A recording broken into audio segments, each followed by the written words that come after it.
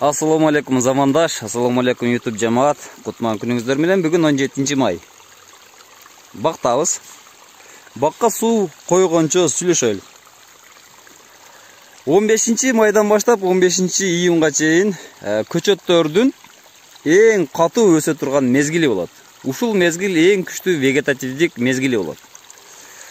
Көчөттөрдүн нодалары өскөнчө мөмөлөр калыптанат. Мындайча айтканда урук катый баштайт. Мына ушул учурда сууга болгон талап, азыкка болгон талап өтө күчтүү учур ушул жер болот.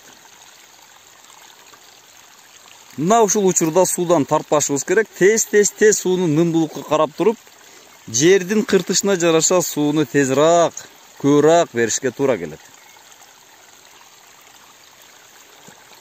Бул 3 жаштагы көчөткө жүктөмдү быйыл көбүрөөк койдук. Быйыл толук бөлмөгө кое бердик. Жакындатып көрсөтө турган болсок, бир бутакта 5-6дан жүктөм бар. Быйыл буюрса 10 килограммдан 50 килограммга чейин жүктөмү бар. Буюрса күздө ошондой түшүм бериши керек. Кудайым буюрса. Азыр мынакей көрүнүп турат. Данеги катыган калыптанган шабдаллар чоңураак болуп калган. Немелери болсо мынакей катыбагандар, жетишпей калгандар. Данеги катыбаган уругу жоктор мынантип бизде күчү арамыза деп коет. Мына ушулар эртең түшөт мыналар. Мына ушуларга азыктан же болбосо уруктан данеги катпай калгандан түшө баштайт.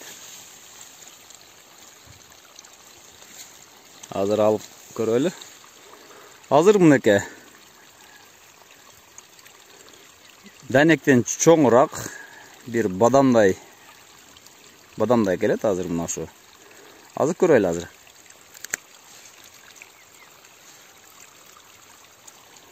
Мына тиште бөлүп көрдүк. Мында азыр ичиндеги данеги катууга болгон аракет башталды. Мына ушул учурда данек мынакей сүттөн өтүптүр азыр. Ушул учурда сууну, азыкты көп талап кылат.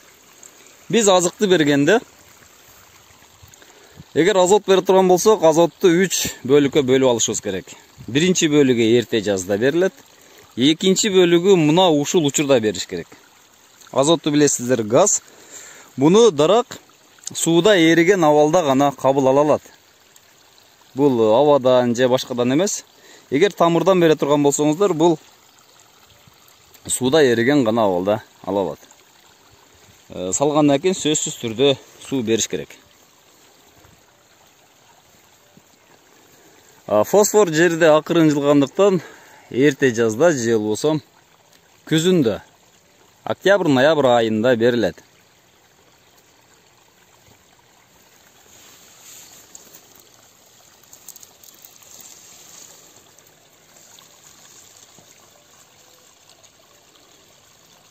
Ашыкчасын таштап атат.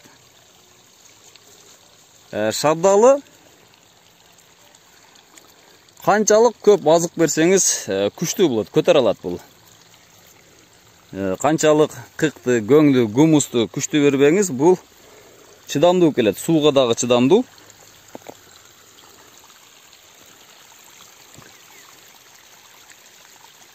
Так. Урулары жок. Азыкка болгон талап. Оу!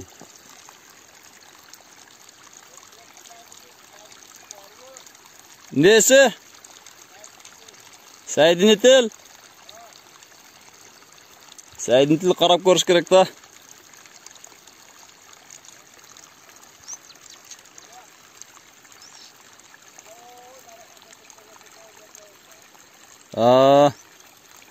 Карап көрөйүнчү болсо айтам. Кечиресиздер, адам келип калды. Биз сиздер менен азык боюнча, азыкка болгон талап боюнча сүйлөшүп атканбыз. Азыкты дарак сууда эриген газ абалында же болбосо туз абалында, эриген туз абалында кабыл алат. Тамыр аркылуу сиңирип, жогоруга чыгарып, фотосинтезге катышат. Бир мөмөнү жетиштириш үчүн 30-20 жалбырак фотосинтезге катышат.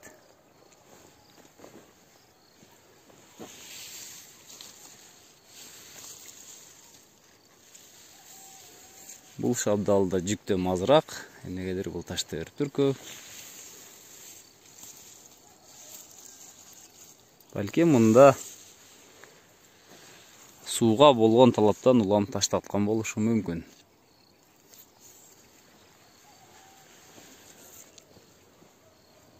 Бул жагында көрө экен.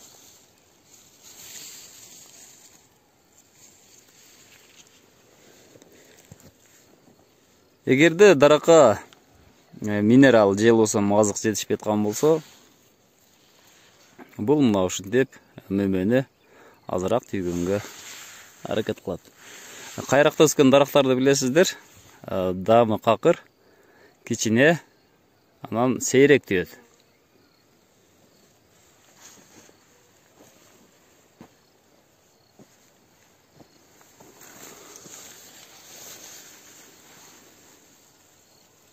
Мөмө азыраак экен.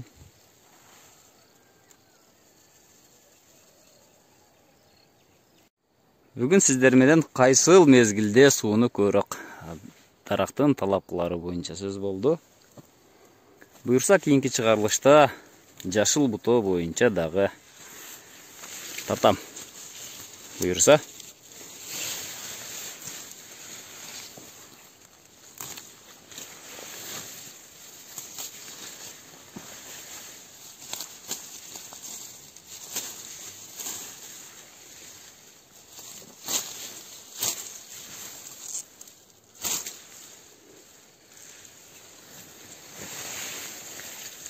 Тынч аман болуңуздар, багыңыздарга береке берсин.